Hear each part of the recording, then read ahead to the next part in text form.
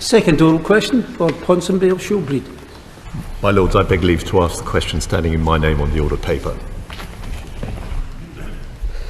My Lords, male victims are included in and benefit from supportive measures in the Tackling Violence Against Women and Girls strategy and Tackling Domestic Abuse plan.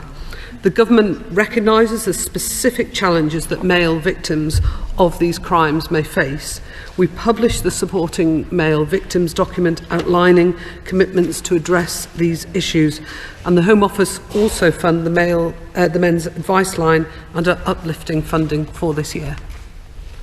I thank the noble lady for that answer, but does she agree with Dame Vera Baird, the Government's Victims Commissioner?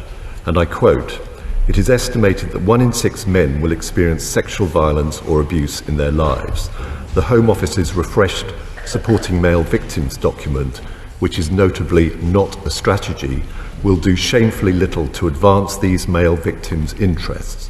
It's hard to escape the impression that male survivors are an afterthought." Does the Minister agree with that statement? I have to, in all honesty, say that I don't.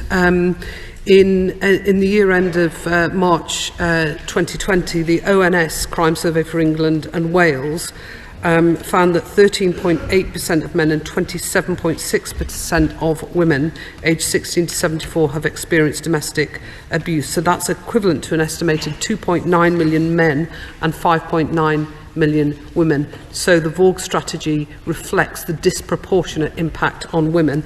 But it is absolutely not to say that that we take no notice of the impact on male victims, and in fact recognise some of the difficulties that men can find in A, coming forward to report the abuse, and B, take it through the criminal justice system.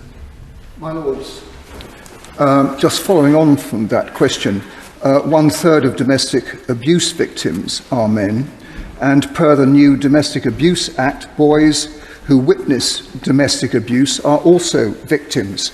Yet many male victims of violence are categorised as victims of, quote, violence against women and girls, while others have no specific policy. Does the Minister agree that this categorisation is semantic nonsense and that ignoring men's specific needs makes a mockery of equality? Moreover, will the Government publish a parallel violence against men and boys strategy to cover all forms of intimate violence against men and boys? Well, the noble lord is absolutely right with his figures, and I think had we done it in the way that he suggested, there may have been a lot of complaints from women and domestic abuse organisations that actually we hadn't reflected the fact that it was predominantly women who suffered from domestic abuse. But we did support we did publish the Supporting Male Victims document in March to help raise awareness of this and highlight that specialist support that may be required to assist them.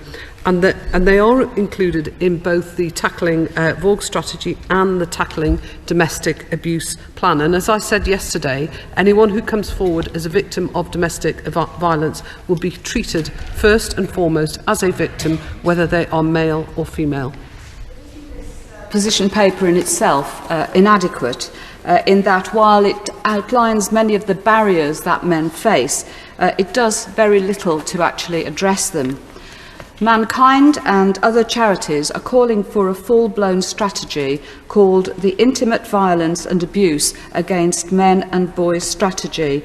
Doesn't the suffering of men deserve to be treated as equally valid as that of women? Hear, hear.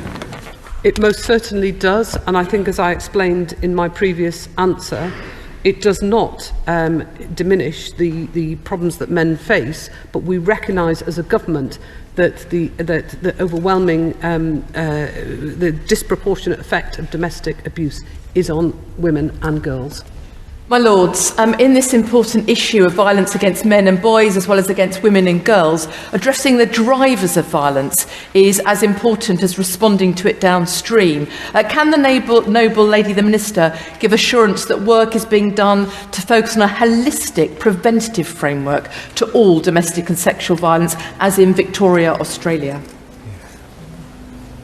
Well, I couldn't agree more with the Right Reverend Prelate on that point, that to prevent it in the first place is far better than it actually happening and there being the subsequent victims of it. So we did a lot of work, obviously, through the Troubled Families programme in tackling the problems upstream, identifying people who were victims or might become victims, and I think that is the basis for a good government policy. My Lords, is a policy of similar punishment for the similar crimes being committed, or are there still favours given to women?